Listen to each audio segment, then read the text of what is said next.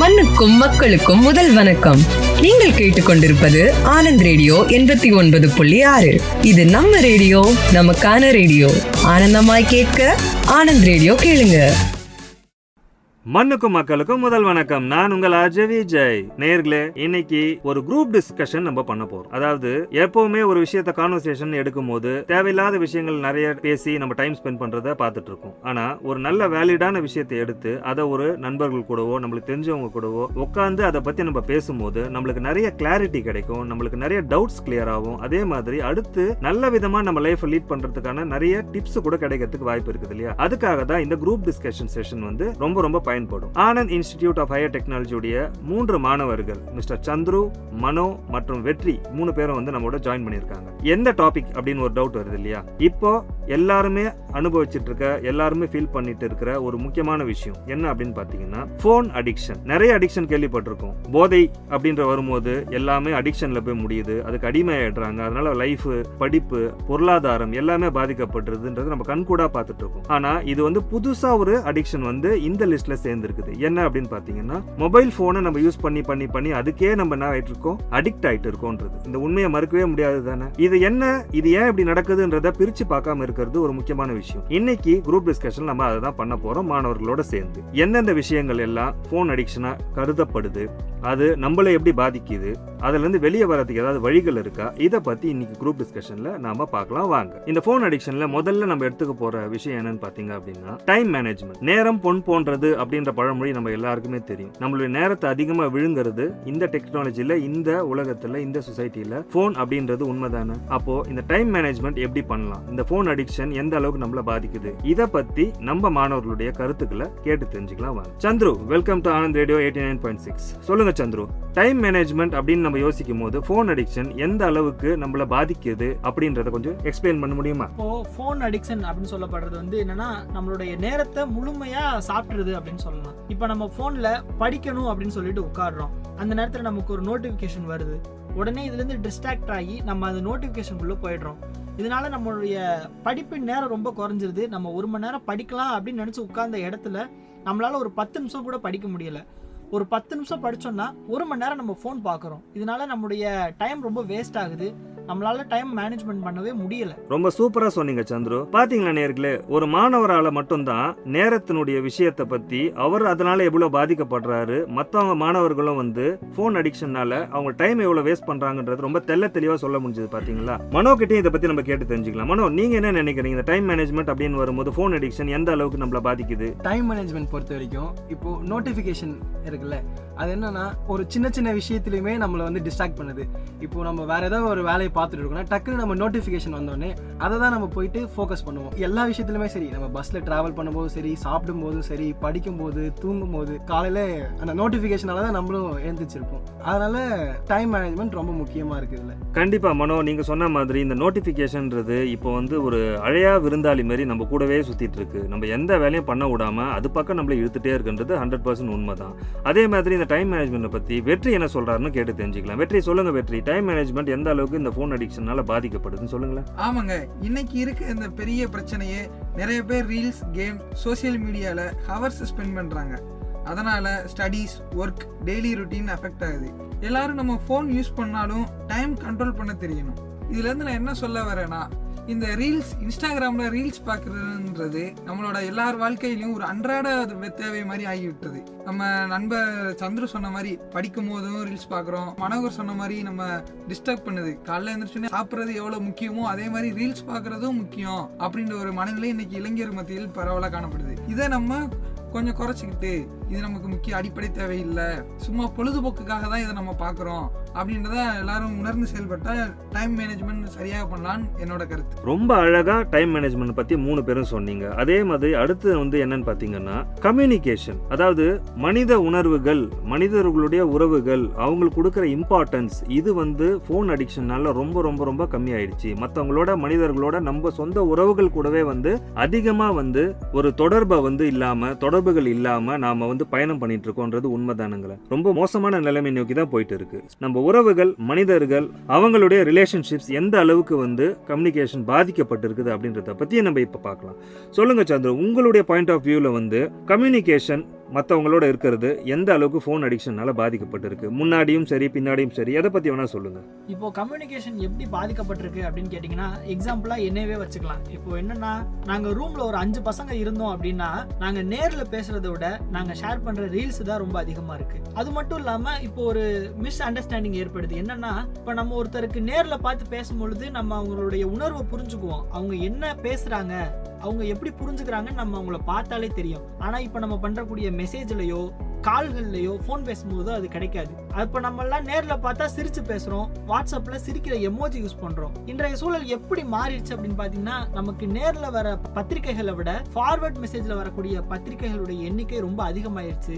இதனால நம்முடைய உணர்வுகளும் உறவுகளும் நம்மளை விட்டு தள்ளி தான் போய்கிட்டு இருக்காங்க. நண்பர் சந்திர தெளிவாக சொன்னார். நம்ம எல்லாரும் முன்னாடி ஃப்ரெண்ட்ஸ் ஃபேமிலி கூட நேரில் பேசுவோம். இப்போ எல்லாரும் சேட் மெசேஜ் எமோஜில தான் பேசிட்டு இருக்கோம். அதனால ரியல் கம்யூனிகேஷன், அதாவது நம்மளோட நேருக்கு நேர் பேசுற ஃபேஸ் டு ஃபேஸ் பார்த்து பேசுகிற கான்வர்சேஷன் குறைஞ்சிருச்சு. எப்பயுமே நம்ம நேருக்கு நேர் பார்த்து பேசும்போது தான் அவங்க நம்ம சொல்கிறத கரெக்டாக எடுத்துக்கிறாங்களா இல்லை தப்பாக எடுத்துக்கிறாங்களா அப்படின்றது நமக்கு புரியும். அவங்களோட எமோஷன்ஸ் ஃபீலிங்ஸ் எல்லாமே நமக்கு தெரியும். ஃபோனில் பேசுகிறதுனால அவங்க என்ன நினைக்கிறாங்க, சோகமாக இருக்காங்களா ஹாப்பியாக இருக்காங்களா எதுவுமே நமக்கு தெரியாது. நம்ம பேசுகிறதே நம்மளோட உணர்ச்சிகளை மற்றவங்களோட வெளிப்படுத்துறதுக்காக தான் பேசுகிறோம். ஆனால் இந்த டிஜிட்டல் எப்படி மாற்றிருச்சுன்னா அதை நமக்கு ஃபோன்லேயே மாற்றிடுது. ஒவ்வொருத்தரோட ஃபீலிங்ஸை நம்ம புரிஞ்சுக்கிற முடியலை. சூப்பராக சொன்னீங்க வெற்றி. அதே மாதிரி பார்த்தீங்கன்னா அந்த ஒரு முக்கியமான வார்த்தையை நம்ம நோட் பண்ணியே ஆகணும். என்னன்னு பார்த்தீங்கன்னா உணர்ச்சிகள், உணர்வுகள். இது ரொம்ப ரொம்ப முக்கியமான வார்த்தை. கம்யூனிகேஷன் அப்படின்றத பற்றி பேசும்போது இதுதான் மனித உறவுகள் உணர்வுகளுடைய அடிநாதம் அப்படின்னு கூட சொல்லலாம். அந்த விஷயங்களை பார்க்கும்போது மனோ, உங்களுடைய பாயிண்ட் ஆஃப் வியூ என்ன மனோ இந்த கம்யூனிகேஷன் பற்றி? ஆமாம், வெற்றி சொன்ன மாதிரி ஃபர்ஸ்ட்லாம் நம்ம என்ன பண்ணோம்னா, வீட்டில் இருக்கும்போதும் சரி ஃபேமிலி கூட ஃப்ரெண்ட்ஸ் கூட அட்ராக்ட் பண்ணி நல்லா பேச இதுவாக இருக்கும். இப்போ எப்படி ஆயிடுச்சா, நம்ம மொபைல் ஃபோன் வந்ததுனால ரொம்ப அதிகமாக யூஸ் பண்ணதுனால அவங்க கூட இன்ட்ராக்ஷன் ரொம்ப கம்மியாகுது. ஏதாவது ஒன்று சொல்லணும்னாலே நம்ம மேலே இருக்க ரூம்லேருந்து கீழே கால் பண்ணி எனக்கு இது கொடுங்க, அது வேணும் இது வேணும் அப்படி கால் பண்ணி சொல்கிற மாதிரி ஆயிடுச்சு. வீட்டில் கூட ஃப்ரெண்ட்ஸோடையும் அப்படி தான். சந்துரு சொன்ன மாதிரி தான். இன்னும் கம்யூனிகேஷன் பற்றி நல்லா சொல்லணும்னா, ஃப்ரெண்ட்ஸோட சேர்ந்து நம்ம வெளியில் விளாட்றது போயிட்டு எல்லாருமே பக்கத்தில் உட்காந்து வீடியோ கேம்ஸ், நிறைய கேம்ஸ் வந்துருச்சு. அதே மாதிரி அந்த கேம்ஸ் தான் விளையாட்டு இருக்கோம். ஃபர்ஸ்ட்லாம் நம்ம என்ன பண்ணுவோம், வெளியில் போயிட்டு எல்லாரும் நிறைய கேம்ஸ் விளாடுவோம். கிரிக்கெட்டு, கபடி, அந்த மாதிரி நிறைய கேம்ஸ் விளாடுவோம். இப்போது மொபைல் ஃபோன் வந்ததுனால எல்லாருமே பக்கத்தில் தான் இருக்கோம், ஆனால் நம்ம மொபைல் ஃபோன்ஸில் தான் விளையாடி இருக்கோம் கேம்.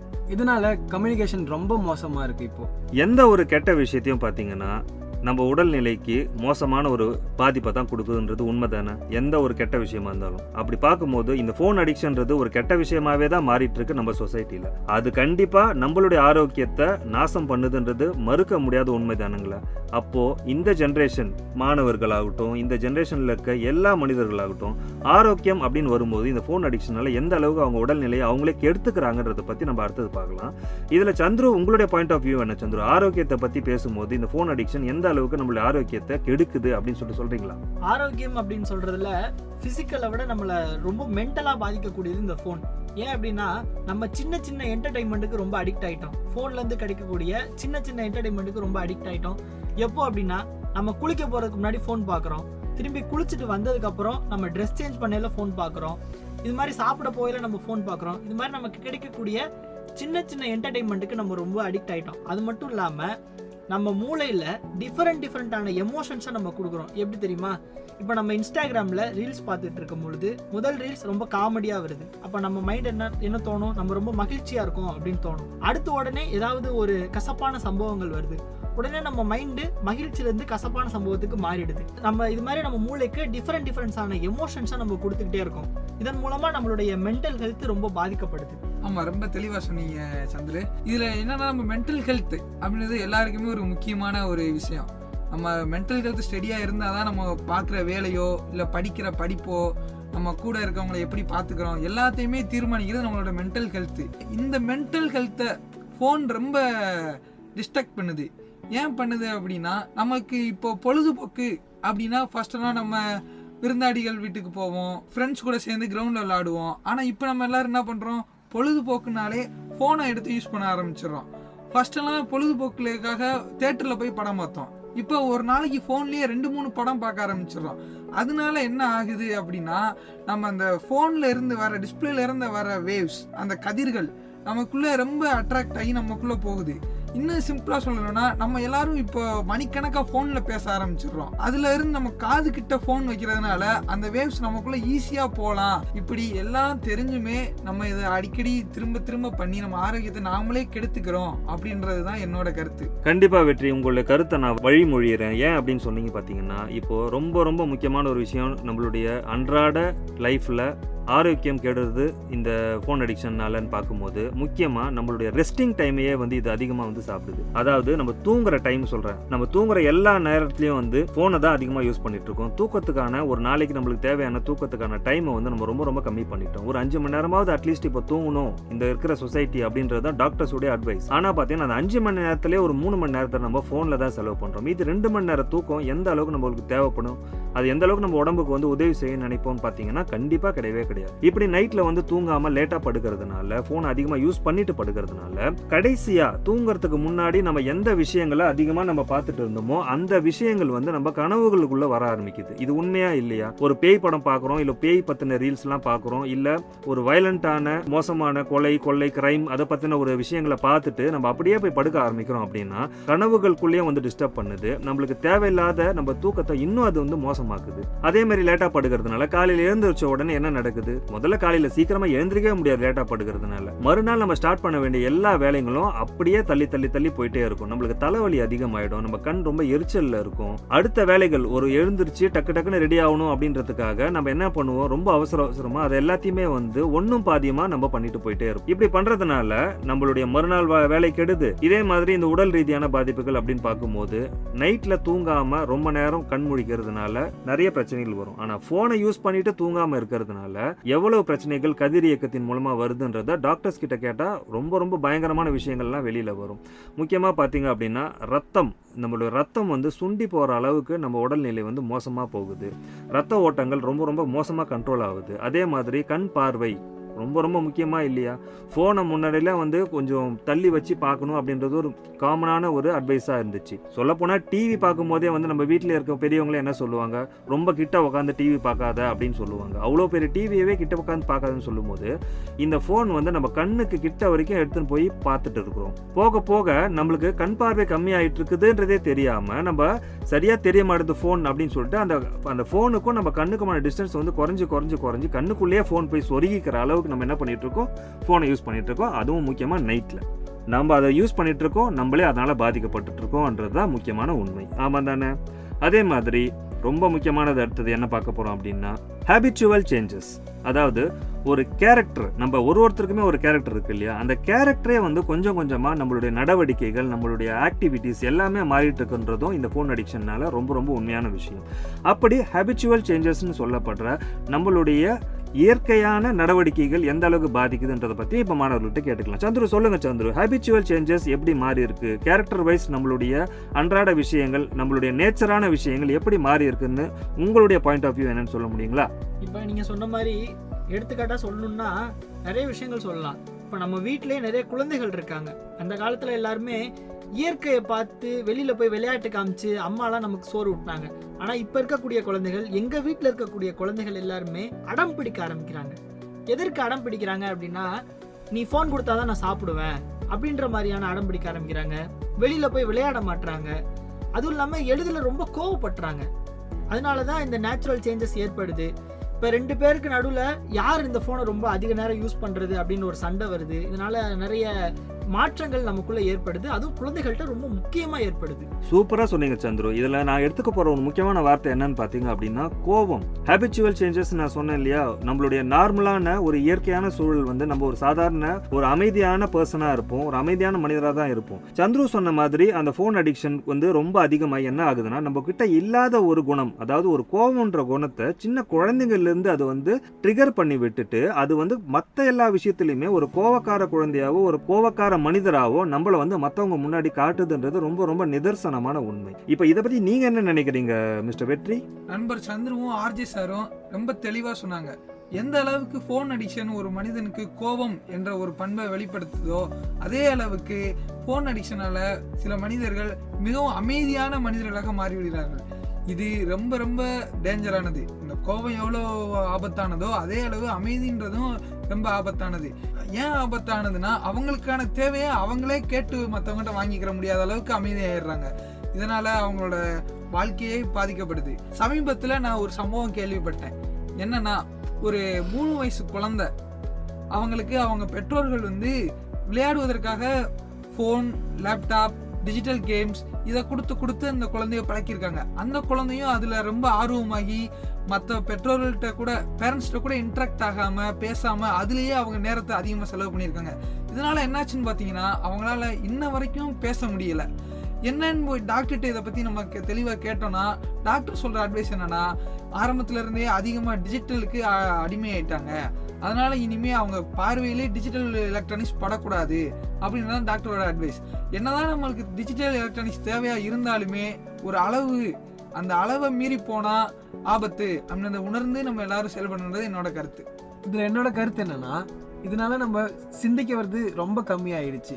இப்போ யாராவது நம்ம கிட்ட ஏதாவது ஒரு விஷயத்த பத்தி உனக்கு இது தெரியுமா, இதை கேள்விப்பட்டியா அப்படின்னு நம்ம கேட்கும்போது நம்ம தெரிஞ்ச விஷயத்த சொல்லுவோம், இல்லைனா யோசிப்போம், நம்மளுக்கு அந்த விஷயம் தெரியுமா இல்லையான்ட்டு யோசிப்போம். இப்போ நம்ம என்ன பண்ண ஆரம்பிச்சோம்னா, அப்படியா அப்படின்னு சொல்லிட்டு நம்ம மொபைல் போனை எடுத்துதான் எல்லாத்தையும் நம்ம பார்த்து தெரிஞ்சுக்கிறோம். இது மூலியமா நிறைய யோசிக்கிற விஷயம் நம்ம ரொம்ப கம்மியாயிடுச்சு. எல்லாத்துக்கும் நம்ம மொபைல் போனை நம்பியே போற மாதிரி ஆயிடுச்சு. ஓகே, அப்போ நம்ம இவ்வளவு நேரம் பேசும்போது நிறைய விஷயங்கள் எல்லாமே எதிர்மறையாகவும் நெகட்டிவாக தான் இருந்துச்சு ஃபோன் அடிக்ஷனை பற்றி. ஸோ ஃபோன் யூசேஜ் அப்படின்னு வரும்போது இதனால பெனிஃபிட்ஸ் எதுவுமே இல்லையா? இதனால நம்மளுக்கு நிறைய நன்மைகளும் இருக்குன்ற மாதிரி தான் நம்மளுக்கு தோணுது.